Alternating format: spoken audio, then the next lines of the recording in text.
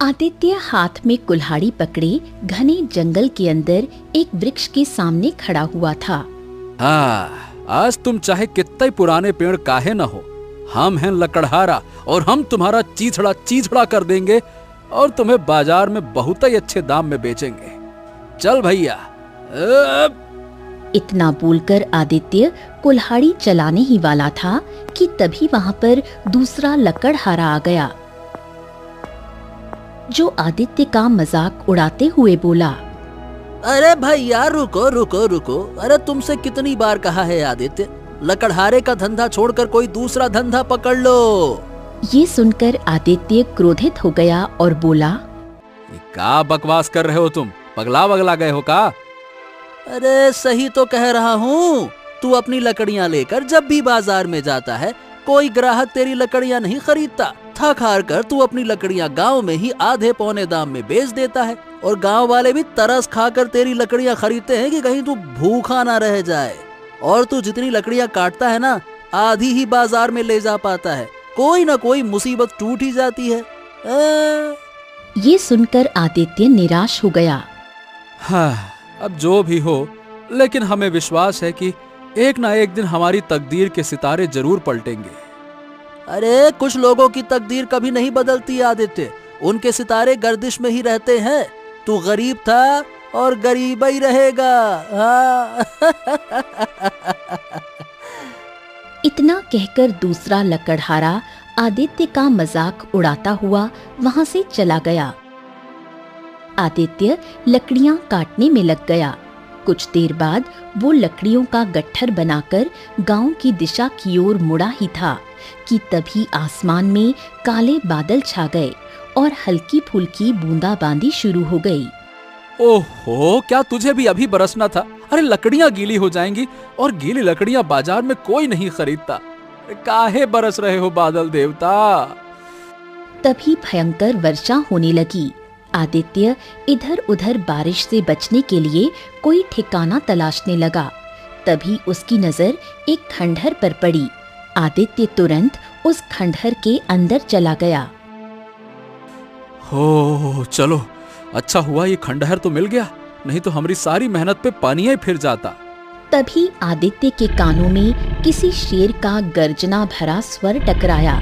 जब आदित्य इधर उधर देखने लगा तो उसे अंधेरे में दो चमकती हुई आंखें दिखाई दी, जो उसकी ही ओर चली आ रही थीं। कुछ ही देर बाद आदित्य समझ गया कि वो दो आंखें किसी और की नहीं बल्कि जंगली शेर की थीं। शेर को देखकर आदित्य बुरी तरह से घबरा गया, बड़ी ही तेजी से भागने लगा। कुछ ही देर बाद आदित्य बारिश में भीगता हुआ अपने गांव आ गया। तभी वहां पर गांव का मुखिया आ पहुंचा। अरे अरे आदित्य, क्या हो गया? क्या जंगल में कोई भूत ऊत देख लिया क्या, जो पागलों की तरह भागते हुए आए हो और आते ही सीमा पर गिर गए? अरे बारिश हो रही है, जल्दी से जाओ, घर चले जाओ। हाँ हाँ हाँ मुखिया जी, मैं घर ही जा रहा हूँ। हाँ हाँ हाँ, वो सब तो ठीक है, लेकिन ये बता कि तेरी कुल्हाड़ी कहीं नजर नहीं आ रही है और आज तू जंगल से लकड़ियां भी काट कर नहीं लाया, क्या बात है? आदित्य को अचानक याद आया कि उसने डर के मारे जब लकड़ियों का गट्ठर शेर के मुंह पर मारा था, तब उसकी कुल्हाड़ी भी खंडहर के अंदर गिर गई थी। अरे अब क्या हो गया? कौन सी गहरी सोच में गुम हो गया? ए आदित्य! आदित्य सारी घटना बताते हुए बोला, हाँ मुखिया जी, आज तो बस कैसे भी करके जान बचाई है। अरे तू भी ना बिल्कुल बेवकूफ है। अरे तू इतना बड़ा डरपोक है, मैंने सोचा नहीं था। अरे शेर तेरे सामने था, कुल्हाड़ी तेरे हाथ में थी, काट डालता शेर को, साले को चीर फाड़ डालता। अरे इसी बहाने तेरी बहादुरी के चर्चे हो जाते और क्या पता इसी वजह से तेरी लकड़ियां भी बिकने लगती और तू प्रसिद्ध लकड़हारा बन जाता। लेकिन तू प्रसिद्ध लकड़हारा कहाँ से बन पाएगा? तेरी तो किस्मत ही फूटी है, तू कभी तकदीर वाला हो ही नहीं सकता। मौका तेरे सामने था, साला वहां से भाग आया। और का जा घर जा, आराम कर, बड़ा आया। इतना कहकर मुखिया आदित्य का मजाक उड़ाता हुआ वहां से चला गया। कुछ देर बाद आदित्य अपने घर आ गया और अपने आप से बोला, हाँ, दूसरे लकड़हारे की बात सही थी। हमारी किस्मत के सितारे गर्दिशे में रहेंगे और कुछ लोगों की तकदीर वाकई में कभी ना बदलती। मुखिया भी सही कह रहा था। हमारे पास कितना अच्छा मौका था जो हमने गवा दिया। अरे हमारे दिमाग में ये बात भी नहीं आई, क्या कहें अब। इतना बोलकर आदित्य गहरी नींद की आगोश में समा गया। अगले दिन आदित्य सोकर उठा और जंगल जाने की तैयारी करने लगा। तभी उसे याद आया कि कुल्हाड़ी तो जंगल में ही रह गई थी। अरे धात तेरे की, कुल्हाड़ी तो उसी ही खंडहर में है। अब तो सबसे पहले हमको जाकर उस खंडहर में कुल्हाड़ी को तलाशना होगा। अरे क्या कहे, अब तो हम जैसी फूटी किस्मत वाले को तो कोई दूसरा लकड़हारा कुल्हाड़ी भी उधार नहीं देगा। चल भाई। इतना बोलकर आदित्य जैसे ही घर से बाहर निकला, तभी उसकी प्रेमिका राधा वहां पर आ गई और गुस्से से आदित्य से बोली, लगता है मेरा तुमसे शादी करने का सपना अधूरा रह जाएगा। क्या हो गया राधा, तुम इतनी गुस्से में काहे हो? कल लड़के वाले देखने के लिए आए थे और मुझे पसंद करके चले गए हैं। आखिर तुम मेरे पिता से हमारी शादी की बात कब करोगे? ये सुनकर आदित्य क्रोधित हो गया और राधा से बोला, अरे तुम तो ऐसे बोल रही हो जैसे तुम्हारे पिता कोई गैर गुजरे लकड़हारे हो। अरे तुम्हारे पिता गांव के जमींदार है, जमींदार। अगर उन्हें मेरे और तुम्हारे प्रेम की बात पता लग गई ना तो हमारी जान ले लेंगे। वो बात करती हो। ये तो तुम्हें मुझसे प्रेम करने से पहले सोचना चाहिए था। कान खोल कर सुन लो, मैं शादी करूंगी तो तुमसे ही करूंगी, नहीं तो मैं अपनी जान दे दूंगी। इतना कहकर राधा वहां से चली गई। आदित्य गहरी सोच में डूब गया और अपने आप से बोला, राधा जो बोलती है वो करके भी दिखाती है। कहीं ऐसा ना हो कि राधा वास्तव में अपनी जान दे दे, और अगर ऐसा हुआ तो वाकई में हम अपने आप को कभी माफ ना कर पाएंगे। लेकिन करें तो करें का, वो जमींदार के पास जाने से डर भी लगता है। कुछ देर आदित्य गहरी सोच में डूबा रहा, फिर अपने आप से बोला, हाँ चलो, अब जो भी होगा, एक न एक दिन तो जमींदार को पता चलना ही है कि उसकी पुत्री हमसे प्रेम करती है। चलो फिर आज मुझ में और जमींदार में आर पार होकर ही रहेगा। चलो देखते हैं। इतना कहकर आदित्य सीधा जमींदार की हवेली की ओर चला गया। आदित्य को अपनी हवेली में देखकर जमींदार चौंक गया और बोला, अरे ओ फूटी तकदीर वाले, तेरा यहाँ क्या काम? अरे तुझे तो इस समय जंगल में होना चाहिए। तू लकड़हारा है, मेरी हवेली में क्या करने आ गया? जमींदार, मैं आपसे एक बहुत जरूरी बात करने आया हूँ। अरे कौन सी जरूरी बात?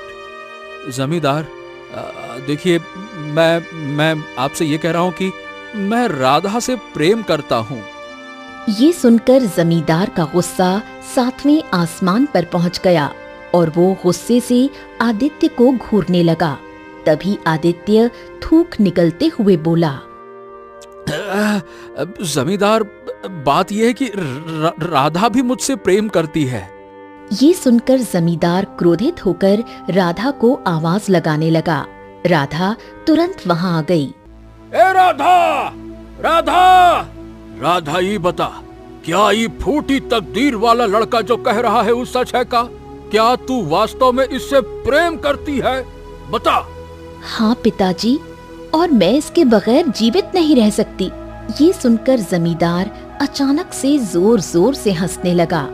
जमींदार के हंसने पर राधा और आदित्य दोनों बुरी तरह से चौंक गए।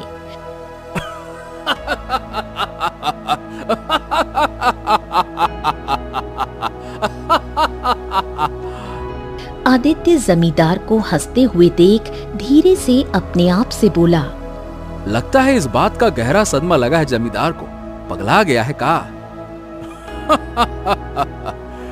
तुम तो सोच रहे होगे कि मैं पगला गया हूँ। अरे मैं पागल नहीं हूँ। मुझे हंसी इस बात पर आ रही है कि मुझे अब तक पता ही नहीं था कि मेरी बेटी का मानसिक संतुलन इतना खराब है। अगर मुझे पता होता तो मैं बचपन से ही अपनी बेटी राधा का इलाज किसी बहुत अच्छे चिकित्सक से करवाता, वो अब तक तो ठीक हो गई होती। पिताजी, ये क्या कह रहे हैं आप? मैं आदित्य से प्रेम करती हूँ और आप मुझे पागल बता रहे हैं।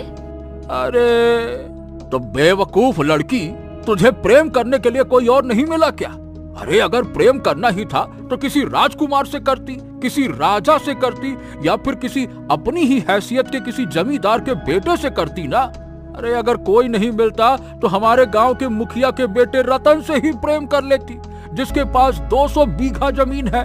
और तुझे प्रेम करने के लिए मिला तो ये तकदीर का मारा, किस्मत का खोटा सिक्का, लकड़हारा, जिससे जंगल में लकड़ियां भी काटी नहीं जाती। जो अपना पेट नहीं भर सकता वो तेरा पेट क्या खाक भरेगा, हैं? जमींदार की बात सुनकर आदित्य के चेहरे पर उदासी छा गई और वो राधा की ओर देखकर बोला, अब हमने तुम्हारे पिता की बात का बुरा नहीं माना राधा। वैसे देखा जाए तो जो कुछ भी कह रहे हैं सच्चाई कह रहे हैं ना। उनका एक एक शब्द सही है। हम वाकई में एक फूटी तकदीर वाले ही तो हैं, और कहाँ हैं। इतना कहकर आदित्य वहाँ से जाने लगा। तभी जमींदार के दिमाग में पता नहीं क्या आया और वो आदित्य को रोकते हुए बोला, ये रुक आदित्य, जाते जाते एक और बात सुनते जा। देख, मैं अपनी पुत्री राधा से बहुत प्रेम करता हूँ, इसीलिए मैं उसकी पसंद का सम्मान करूंगा। लेकिन तुम ही बताओ, तुम्हारे पास न धन है न दौलत है, और ऊपर से तुम तो फूटी तकदीर वाले भी हो। मैं तुम्हें कैसे अपनी बेटी दे दूं, बताओ ना। चलो ठीक, इतना उदास मत हो। मैं तुम्हें 1 महीने की मोहलत देता हूँ। अगर तुम 1 महीने के अंदर मुझसे ज्यादा दौलतमंद बनकर दिखाओ तो मैं खुशी खुशी अपनी पुत्री का विवाह तुमसे कर दूंगा। जमींदार की बात सुनकर आदित्य हवेली से बाहर निकला। राधा जमींदार से बोली, पिताजी, 1 महीने के अंदर आदित्य आपसे ज्यादा धनवान कैसे बन पाएगा? देखो राधा, सीधी बात है कि होना तो ये चाहिए था कि जब मुझे पता लगा कि तू आदित्य से प्रेम करती है तो मैं आदित्य के हाथ पैर तोड़ देता। लेकिन फिर भी मैंने तेरे प्रेम का सम्मान किया। मैं तुम्हारा विवाह आदित्य से करने के लिए अभी भी तैयार हूँ। तो अब आदित्य भी अपने आप को तैयार करे। अगर वो तुमसे वास्तव में सच्चा प्रेम करता है तो तुम्हारे लिए इतना तो कर ही सकता है ना, है? इतना कहकर जमींदार अपनी हवेली से बाहर बगीचे में पहुंच गया। तभी वहां पर जमींदार की पत्नी आ पहुंची और जमींदार से बोली, क्या कह रहे हैं आप? आपको तो लकड़हारे के हाथ पैर तोड़ देने चाहिए थे। आपने तो उसे 1 महीने की मोहलत दे दी। अरे तुम मुझे मूर्ख मत समझो। तुमने राधा की आंखों में झांक कर नहीं देखा, परंतु मैंने देखा है। उसके मन में आदित्य के लिए सच्चा प्रेम था। अगर मैं आदित्य को कुछ भी कहता तो तकलीफ आदित्य को नहीं, हमारी बेटी को होती। मैंने ये शर्त आदित्य के सामने जानबूझकर रखी है और मुझे पता है 1 महीने में आदित्य कुछ भी नहीं कर पाएगा और फिर हम आसानी से राधा का विवाह अपनी पसंद के किसी लड़के से कर देंगे और राधा चाहकर भी विरोध नहीं कर पाएगी। इधर आदित्य जमींदार की हवेली से निकलकर घने जंगल की ओर बढ़ गया। थोड़ी देर बाद वो एक पुराने वृक्ष के नीचे बैठकर अपने आप से बोला, हाँ, मैं जानता हूँ कि जमींदार ने जानबूझकर ये चाल चली है। अरे 1 महीने के अंदर मैं उससे अमीर भला कैसे हो सकता हूँ। चल भाई, आदित्य पहले अपनी कुल्हाड़ी तो ढूंढ, फिर लकड़ियां काटी जाए। मेरे पास तो इतना धन भी नहीं है कि आज शाम का खाना खा सकूं, और ये कहते हैं जमींदार साहब कि हमसे ज्यादा अमीर बन जाओ, वो भी 1 महीना में। इतना बोलकर आदित्य उसी खंडहर की ओर डरते डरते चला गया। खंडहर के बाहर खड़ा होकर आदित्य अपने आप से बोला, अरे पहले देख तो लूं, कहीं ऐसा न हो कि फिर से वही कल वाला शेर यहाँ खड़ा हो। आदित्य खंडहर के अंदर झांकने लगा, लेकिन उसे कोई दिखाई नहीं दिया। हाँ, उसे उसकी कुल्हाड़ी और लकड़ियों का गट्ठर जरूर नजर आया। जैसे ही आदित्य कुल्हाड़ी उठाने को आगे बढ़ा, तभी एक तेज धमाके की आवाज हुई। धमाका खंडहर के बाहर से आया था। आदित्य डर गया और डरते हुए जैसे ही बाहर निकला, सामने का दृश्य देखकर बुरी तरह से चौंक गया। एक विचित्र किस्म का पक्षी जो पूरा सोने का था और रंग बिरंगी किरणों से चमक रहा था, जमीन पर पड़ा दर्द से कराह रहा था। आदित्य ने जब उस पक्षी को देखा, आदित्य उस पक्षी को देखकर हैरत से बोला, अरे बाप रे बाप, इतना विचित्र पक्षी तो हमने अपने जीवन में कभी ना देखा, और ये तो सोने का है। न जाने वो इस संसार का है भी या फिर नहीं। आदित्य ने देखा कि पक्षी के पैरों से खून बह रहा था। उसे उस पर तरस आ गया और वो दौड़ता हुआ पक्षी के पास गया और बोला, अरे रे रे रे रे रे रे, इसके पैर से तो खून बह रहा है। ओहो। आदित्य इधर उधर देखने लगा और झाड़ियों में से एक पत्ता तोड़कर उसे पीसकर पक्षी के जख्म पर लगाया। थोड़ी ही देर में पक्षी के पैरों से खून बहना बंद हो गया। अगले ही पल पक्षी ने अपने पंख फड़फड़ाए और उठकर बैठ गया। फिर वो इंसानी आवाज में आदित्य से बोला, हाँ, तुमने तो कमाल कर दिया। तुम्हें कैसे पता चला कि कौन सा पत्ता लगाने से जख्म ठीक हो सकता है? पक्षी के मुंह से इंसानी आवाज सुनकर आदित्य बुरी तरह डर गया। अरे अरे, मुझे देखकर डरो मत, मैं तुम्हें कोई नुकसान नहीं पहुंचाऊंगा। अरे नुकसान नहीं पहुंचाओगे? अरे पक्षी, तुम इंसानों की तरह बात कर रहे हो। न जाने तुम कौन हो? कहीं मैंने किसी राक्षस की मदद तो नहीं कर दी कि अभी रंग बिरंगी किरणों के साथ भेष बदलकर राक्षस बन जाओ, हैं? इतना कहकर आदित्य आकाश की ओर देखते हुए बोला, हे भगवान, कहीं हमने राक्षस की मदद तो नहीं कर दी और ये अब राक्षस में बदलकर हमको मार देगा। हे भगवान, हमको बचाओ, बचाओ। अरे अरे, बकवास बंद करो, मेरी बात ध्यान से सुनो। मुझे देखकर डरने की जरूरत नहीं है। तुम मुझे नहीं जानते। मैं एक ऐसा रहस्य जानता हूँ जो कोई नहीं जानता। देखो, मुझसे दोस्ती कर लो, तुम्हारी तकदीर के सितारे पलट जाएंगे।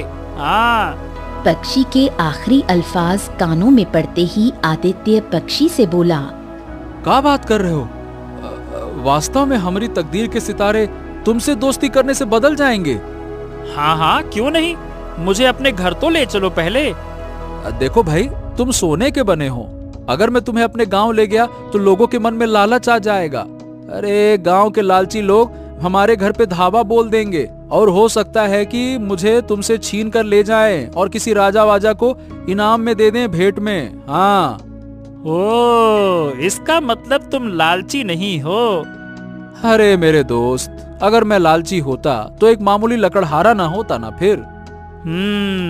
तुम अपने आप को मामूली लकड़हारा मत कहो, विचित्र लकड़हारा कहो। तुमने एक सोने का पक्षी देखा, लेकिन तुम्हारे मन में लालच नहीं आया।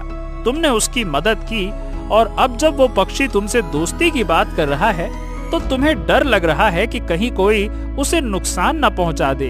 तुमने मुझे अपना दोस्त कहा है। विश्वास करो, मुझे छुपाकर जंगल से ले चलो। अगर जंगल में किसी की नजर मुझ पर पड़ गई तो तुम्हारी बात सिद्ध हो जाएगी। हो सकता है कोई मुझे पकड़कर ले जाए या मार डाले। आदित्य को अब उस पक्षी पर तरस आने लगा। वो धीरे से बोला, ठीक है, रात का अंधेरा हो जाने दो, फिर हम तुम्हें अपने साथ अपने घर ले चलेंगे, ठीक है? रात का अंधेरा होते ही आदित्य चुपके से उस पक्षी को अपने घर ले आया। पक्षी आदित्य का घर देखकर गंभीर स्वर में बोला, हो, तुम्हारी हालत तो बहुत ही ज्यादा खस्ता है दोस्त। अरे दोस्त, तुम तो कुछ नहीं जानते हो। ये सारा गांव ना हमको फूटी तकदीर वाला कहता है। हमारी किस्मत के सितारे तो हमेशा से गर्दिश में ही रहे हैं। क्या कहें अब। ये सुनकर पक्षी कुछ देर चुप रहा और फिर गंभीर स्वर में बोला, तब तो तुम्हारा विवाह होना भी बहुत मुश्किल है, क्योंकि जिसके नाम के आगे फूटी किस्मत लिखा हो उसे अपनी लड़की कोई नहीं देना चाहेगा। सो तो है। वैसे हो तो तुम पक्षी, लेकिन बोलते बिल्कुल मनुष्य की तरह हो। अरे हम भी कितने बुद्धू हैं, तुम तो इंसानी आवाज में बात ही कर रहे हो। कहाँ क्या कहे। खैर क्या कहें दोस्त, हमारी कहानी बहुत बड़ी है और बहुत दुख भरी कहानी है। आदित्य उसे आज की सारी घटना बताते हुए बोला, और जमींदार ने शर्त रखी है कि 1 महीने के भीतर मुझे उससे अधिक धनवान बनना होगा। अब बताओ भला तुम ही कि मैं 1 महीने में उस जमींदार से भी ज्यादा धनवान भला कैसे बन सकता हूँ। उसने ना बड़ी चालाकी से चाल चली है, ऐसी चाल चली है कि सांप भी मर जाए और लाठी भी ना टूटे। सही कह रहे हो, जमींदार बहुत ही ज्यादा चतुर है। वो दोनों काफी देर तक बातें करते रहे, लेकिन उन्हें पता नहीं था कि जमींदार उधर से गुजरता हुआ आ रहा था। आदित्य को किसी से बात करता देख वो चौंक गया और दरवाजे के पास रुककर स्वयं से बोला, अरे इतनी रात को आदित्य ये ससुरा बातें किससे कर रहा है? जहाँ तक मैं जानता हूँ आदित्य की तो गांव में किसी से दोस्ती भी ना है। हाँ, मैं भी कितना मूर्ख हूँ, उससे भला दोस्ती करेगा कौन? फूटी तकदीर वाले से दोस्ती कौन ही करेगा। इतना कहकर जमींदार ने तुरंत दरवाजा खोल दिया। उसने देखा कि एक सोने का विचित्र पक्षी आदित्य से बात कर रहा था। ये देख वो डर गया। बाप रे आदित्य, मैं क्या देख रहा हूँ? एक विचित्र पक्षी जो सोने का है और तुमसे इंसानी आवाज में बातें कर रहा है। अरे बाहर निकालो इसको, ये राक्षस हो सकता है। अरे बाहर निकालो इसको जल्दी से। जमींदार जी इस बारे में किसी को मत बताना। देखो ये हमारा मित्र है और ये किसी को नुकसान नहीं पहुंचाएगा। और हाँ, ये कोई राक्षस नहीं है, यही हमारी तकदीर बदलने वाला है। ओ समझा, तो तूने जल्दी अमीर बनने के लिए किसी काली शक्ति का सहारा लिया है। उसी काली शक्ति के जरिए तू मुझे रास्ते से हटाना चाहता है, या फिर तूने किसी सिद्धि के जरिए इस पक्षी को बांध लिया है जिसे बेचकर तू मुझसे अधिक धनवान बन जाएगा और मेरी बेटी से विवाह कर लेगा। लेकिन कान खोलकर सुन ले आदित्य, मैं तुझे किसी भी चाल में सफल नहीं होने दूंगा। इतना कहकर जमींदार पक्षी की ओर झपट पड़ा। पक्षी तुरंत आदित्य के कंधे पर बैठ गया। चलो मेरे साथ। लेकिन कहाँ? तुम्हारी किस्मत के सितारे बदलने वाले हैं। सबसे पहले जंगल चलो, उसके बाद मैं तुम्हें आगे का रास्ता बताऊंगा कि तुम्हें कहाँ जाना है। मुझ पर विश्वास करो, चलो। आदित्य तुरंत पक्षी को लेकर भागने लगा। जमींदार भी उसके पीछे दौड़ा, लेकिन आदित्य की रफ्तार जमींदार से कहीं तेज थी। कुछ ही देर में आदित्य रात के अंधेरे में जंगल की गहराइयों में निकल गया और एक तालाब के किनारे हांफता हुआ बैठ गया। अरे बाप रे, इतना तेज तो हम कभी ना भागे। जब खंडहर में हमारे सामने शेर आया था तब भी नहीं। और ऐसा क्यों? अरे जब शेर हमारे सामने आया तो केवल मेरी जान को खतरा था, लेकिन आज जमींदार जिस क्रोध में तुम पर झपट्टा मारा, मुझे तो लगा कहीं वो तुम्हारी गर्दन ही ना मरोड़ दे।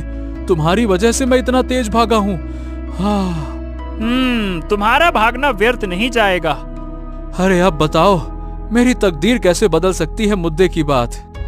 हाँ तो सुनो, यहाँ से कुछ दूर पे एक गुफा है जो हमेशा बंद रहती है। वो एक जादुई गुफा है। उसके भीतर किसी प्राचीन राजा का खजाना छुपा हुआ है। मैं उस गुफा का पता जानता हूँ। क्या बात कर रहे हो? लेकिन तुमको कैसे पता? अरे तुम्हें इससे क्या मतलब कि मुझे कैसे पता कैसे नहीं पता? मैं तुम्हें गुफा तक पहुँचा सकता हूँ, बस। पक्षी की बात सुनकर आदित्य गहरी सोच में डूब गया। कुछ देर बाद वो उसकी ओर देखकर बोला, हमारी मित्रता बहुत जल्दी हुई और ये जो भी घटना हुई ये भी बहुत जल्दी में हुई। मैं तो तुमसे ये पूछना भूल ही गया कि तुम आए कहाँ से हो और तुम इंसानी आवाज में बात कैसे कर सकते हो, बताओ। ये सुनकर पक्षी उदास हो गया और बोला, ओहो, बस यही तो मैं चाहकर तुमको बता नहीं सकता। समझ लो कि मुझ पर एक तरह का श्राप है। अगर मैं अपनी सच्चाई बताऊंगा ना तो मैं जलकर राख हो जाऊंगा। तो ठीक है भैया, फिर रहने दो। हम अपनी आंखों के सामने अपने दोस्त को जलते हुए तो ना देख सकते। हमारे लिए इतना ही काफी है कि तुम मन के अच्छे हो और किसी को नुकसान नहीं पहुंचाते। बहुत अच्छे। चलो अब बताओ, एक तरफ तुम कह रहे हो कि उस गुफा के अंदर एक बेशकीमती खजाना है और दूसरी तरफ तुम ये भी कह रहे हो कि गुफा बंद है और जादुई भी है। तो भैया फिर हम उस खजाने तक पहुँचे कैसे, ये भी तो बताओ। अरे जो भी मनुष्य उस गुफा के पास जाता है और उसे खोलना चाहता है तो वो गुफा उसे बहुत ही कठिन सवाल पूछती है। अगर उसने सही उत्तर दे दिया तो गुफा खुल जाती है, अगर नहीं दिया तो गुफा नहीं खुलती। लेकिन तुम चिंता मत करो, मैं उस गुफा के सभी सवालों के उत्तर जानता हूँ। अगर तुम उत्तर नहीं दे पाए तो मैं तुम्हारी मदद कर दूंगा। हाँ।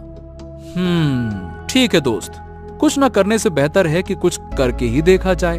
क्या पता हमारी तकदीर के सितारे वास्तव में पलट जाएं। चलो। तो चलो, ठीक है, मेरे पीछे पीछे आ जाओ। चलो चलो चलो, आ जाओ आ जाओ आ जाओ। इतना कहकर पक्षी उड़ने लगा और आदित्य उसके पीछे पीछे चलने लगा। कुछ घंटों के बाद सोने का पक्षी आदित्य को एक गुफा के निकट ले गया जिसका द्वार बंद था।